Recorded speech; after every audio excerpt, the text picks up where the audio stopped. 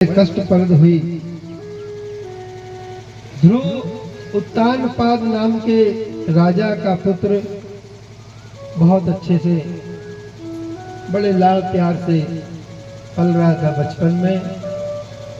तो राजा ने क्या किया,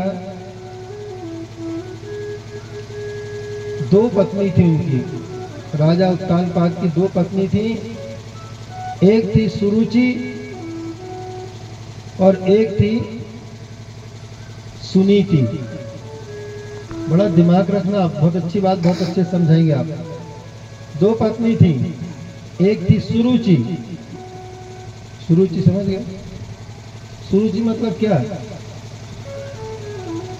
रुचि, अपनी रुचि से जो मर्जी आए हमें ऐसे ही करना, चाहे कुछ हो जाए।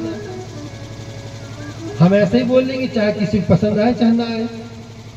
हम ऐसे ही खाएंगे चाहे तुम्हें अच्छा लगे चाहे बुरा लगे। हम ऐसे ही पहनेंगे चाहे तुम्हें क्या करना। बोले भाई धीरे बोले करो। हम कहा धीरे बोला हमने कहा भगवान का हृदय बड़ा कोमल होता है, उनको तकलीफ होती है। मंदिर में जाओ, भगवान का जप तप करो तो मन ही मन में बोलने की आदत डालो, भीतर ही भीतर होना चाहिए। ऐसे कैसे बोल रहा हूँ, क्या करो? तो अब उसको कोई कुछ नहीं कर सकता। तो ये रुचि हो गई। सुरुचि अपनी मर्जी के हिसाब से जैसा लगे वैसा जीवन जीने वाले को सुरुचि बोलते हैं। और दूसरी पत्नी थी, उसका नाम था सुनीति। सुनीति का अर्थ क्या होता है? सब बड़े कथा प्रेमी लोग हैं यहाँ पे। पूरी भागवती कथा याद है, ऐसे हमारे बुजुर्ग बैठे कथा भागवती कथाएं सब उनको चेहरे में है। आप लोगों के बीच में बैठ के मैं जो कथा कर रहा हूँ मुझे बड़ी खुशी हो रही है। जब बच्चा अपना बड़े लोगों के बीच में बैठ के कुछ अच्छा करता है तो जितनी खुशी उनको होती है और बच्चे को होती, दुनिया में किसी को नहीं होती। आज हमारे साथ में हमारे दादाजी का आशीर्वाद तो है, शरीर से भले ही वो ना हो, लेकिन वहाँ यहाँ उनकी चेतना, उनकी आत्मा की शक्ति अभी भी विराजमान है। आप लोगों के प्रेम में वो शक्ति है कि वो अभी भी स्मरण में अपने बने हुए मतलब हैं अपने अंदर में। उन्हीं के आशीर्वाद से ये वाणी आपको श्रवण करने को मिल रही है और आप लोगों का प्रेम भी मुझे प्राप्त हो रहा है। जितने लोग दूर दूर से आए हैं, नहीं भी आते तो क्या, अच्छे अच्छे को समय दे के नहीं जाते। वो लोग मेरे बारे में किसी और ने बताया, वो लोग सुन के मुझसे मिलने के लिए आए, तो मेरे लिए कितना बड़ा सौभाग्य है। बोली वृंदावन बिहारी लाल की। आप सभी माताओं बहनों का और सभी बड़े बुजुर्गों का, प्रेमियों का एक बार व्यास आसन से मैं पुनः आप लोगों का हार्दिक अभिनंदन और बहुत बहुत साधुवाद करते हुए ईश्वर से प्रार्थना करता हूँ कि आप लोग सभी इसी प्रकार से स्वस्थ रहें, मस्त रहें, सुंदर रहें, प्रसन्न रहें, अच्छे से अच्छे बड़ा काम करें ताकि आने वाली पीढ़ी को देखने को मिले और वो हमसे भी शायद अच्छा काम करें। ऐसी शक्तिमती शांति आपके शरीर में रोम रोम में भिद जाए, ऐसी मेरी प्रार्थना होगी। नीति के साथ में रहोगे तो सारे कष्टों को झेलने के तरीके आ जाएंगे आपके पास में। दुखों को निवारण कैसे किया जाए, दुखों को कैसे निपटाया जाए, इस बात का ज्ञान आपको आ जाएगा। सुनीति के साथ दोनों पत्नी साथ में रहती थी। तो बड़ी वाली जो पत्नी थी सुनीति बड़ी आध्यात्मिक थी, भगवान की भक्त थी। और जो सुरुचि थी, सुरुचि मतलब ब्यूटी पार्लर से निकली हुई नारी, राजा को बड़ी पसंद, तो उसने अपने पास में रखा उसको। और जो ध्रुव की पत्नी थी सुनीति, दोनों के बीच में सौद का बड़ा बुरा हाल होता है। बुजुर्ग लोग हमारे गांव के बड़े बहाने बोलते हैं, सौत भली नहीं चून की, नहीं बदलिन का घाम, और काटा नहीं करेर का, नहीं सोंझ का काम। ये काम समझ लो। तो मट्टी की मूर्ति भी लाके कोई पुरुष बोल रहे कि जो मेरी दूसरी घरवाली है, तो जो जिंदा घरवाली है उसको सहन नहीं होगा। इतने बड़े आप लोग तो अच्छे, आप लोग को नहीं बोल रहे हैं, वो जिनको होता उनके लिए बोल रहे हैं। आप लोग थकपकाए क्यों हो? बोले वृंदावन बिहारी लाल की। तो सुनीति को एक पुत्र हुआ और सुरुचि को भी बाद में एक पुत्र हुआ, बाद में हुआ।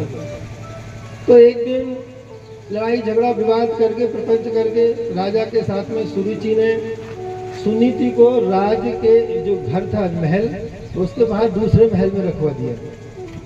ध्रुव और उसकी माँ दोनों दूसरे महल में रहने लगी। एक दिन दरवाजा खोले थे, राजा बैठे थे उत्तानपाद की गोद में। ध्रुव ने देखा कि पिता की गोद में, हर बच्चे का मन होता पिता की गोद में खेलने का, तो दौड़ के आया, राजा की गोद में बैठ गया। उस समय सुरुचि नहीं थी वहां पर, तो राजा उससे लाड़ करने लगे।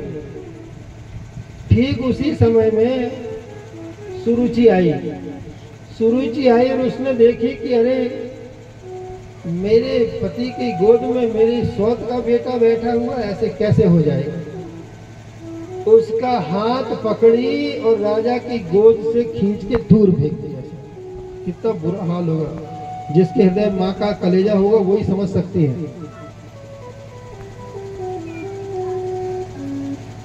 कई बार कथा सुने होंगे, लेकिन भाव में जाके सुनना। आज माँ, सौतेली माँ ने ध्रुव को हाथ पकड़ा के दूर फेंका और ऊपर से कठोर शब्द बोलती है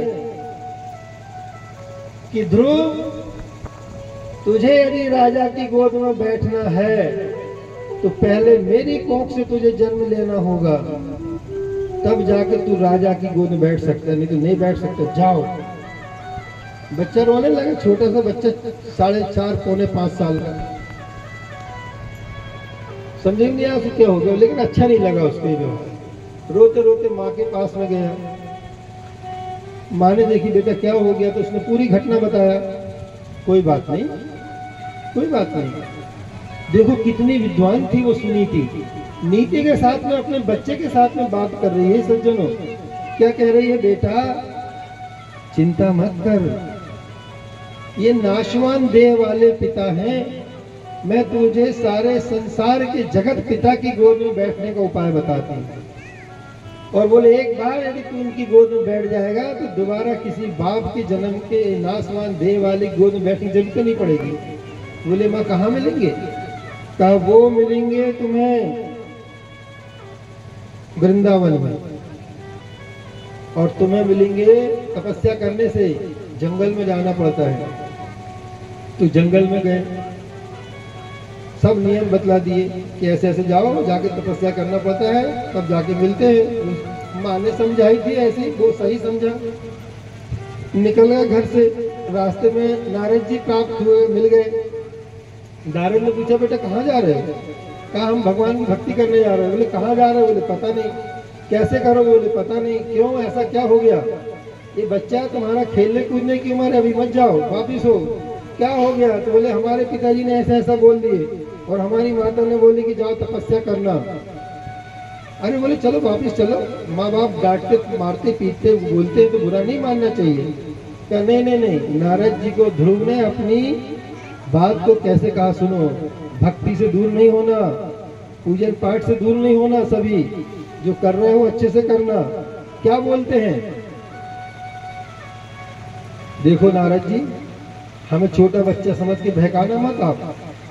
हमें भगवान की भक्ति में लीन होना, चाहे कुछ हो जाए, कुछ भी हो जाए, भगवान की भक्ति में लीन होना है।